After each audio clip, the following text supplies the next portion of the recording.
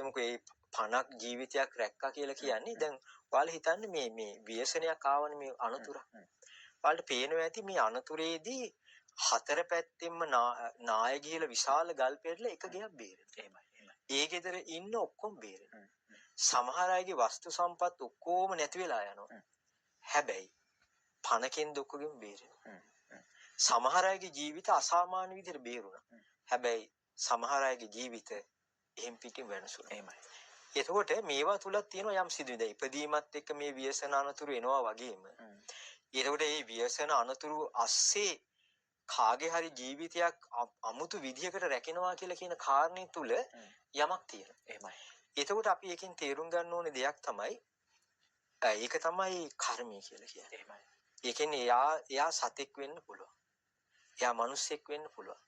මේ බලන්නකො මේ දැන් සමහර සත්තුන්ගේ ජීවිත බේරෙනවා මිනිස්සුන්ගේ ජීවිත සමහර අයගේ නැති වෙනවා. පරදුවට තියලා එහෙමයි සායනස්. හොඳේ. එතකොට කල්පනා කරලා බලන්න දැන් මේගොල්ලෝ අර වහල් වල උඩ නැගලා මේ සත්තු බේරගන්න විදිය උනුත් පුදුමයි හපන්නේ කරන්නේ නැතු ඉන්නවා. යාළුවා තේරෙනවා. අසරණකමටත් එක්ක නේද සහ තේරෙනව නේද අපි මේ බේරගන්න ඉන්නේ කියන ළඟට එනවා ස්වාමීන් වහන්සේ. එතකොට ඒ බලන්නකො මේ සත්තු ළඟට ඇවිල්ලා ඒගොල්ලන්ට තේරෙනවා අර කරවල් උඩින් යද්දි පවා සමහරට ඔය යාගේ අයිතිකාරය නෙවෙයි ස්වාමීන් වහන්සේ. හොඳේ. එතකොට එයා දන්නවා මේ බලන්න මේ තාත්තලා මේ තාත්තලා හිතවල තියෙන මනුස්සකම. ඉතින් මම හිතනවා කලකිරෙන දේවල් තියෙන්න පුළුවන් යම් ඒ තැන්වල මේ තැන්වල. ඒකදී අපි හිත රැකගත යුතුයි.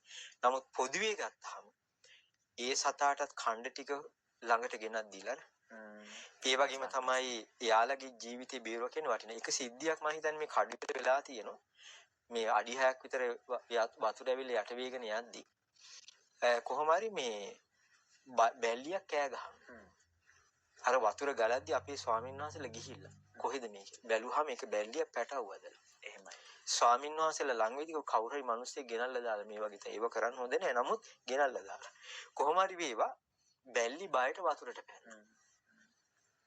ඒ සතා වතුර ගහගෙන ගියා. පැටව 4 දෙනෙක් හිටියේ ස්වාමීන් වහන්සේලා පැටව 4 දෙනාව ආරක්ෂාව ඇති තැනකට ගෙනිච්චා. පස්සේ ඔකෙන් එක පැටියෙක් මැරුණා.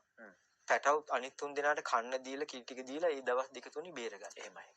වතුර බහැලා ගියාට පස්සේ අර අම්මා හොයන් යනවා මේ පැටව. හොඳේ.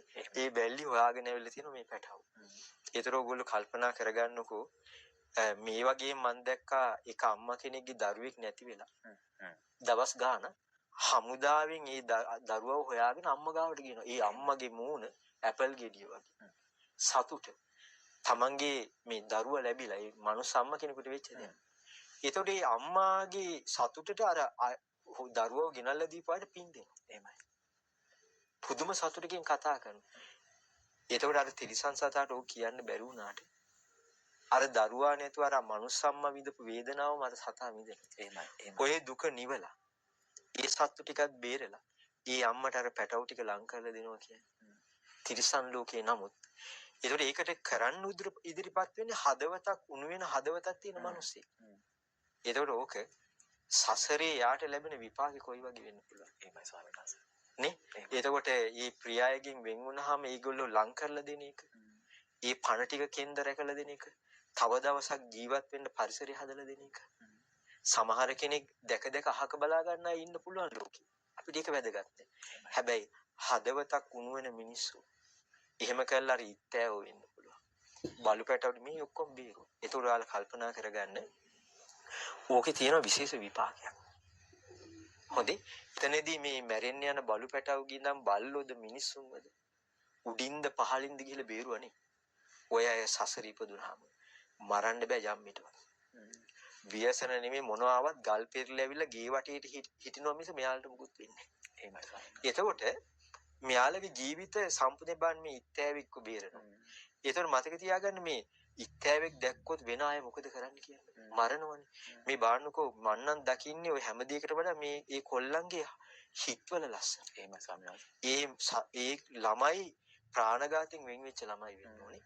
ඒ සතාගේ ජීවිතේ පවා වටිනාකම දැකලා ඒ කොල්ල බේරිලා බලන්න තමන්ගේ ජීවිත අත්හැර මේවයි වතුර බැසා මී උනද අර උනද මේ උනද ඔක්කොම අත්හැරලා මේ බලන්න මේ ගෑනු දරුවෝ ඒ සත්තුන් ආදරෙන් බේරගෙන අර අම්මලා හරියට තමන්ගේ දරුවන්ව කොහොමනි වඩන් ඉන්නේ මේ බලන්නකෝ ඒ අම්මලගේ තියෙන කරුණාව ප්‍රේමයි.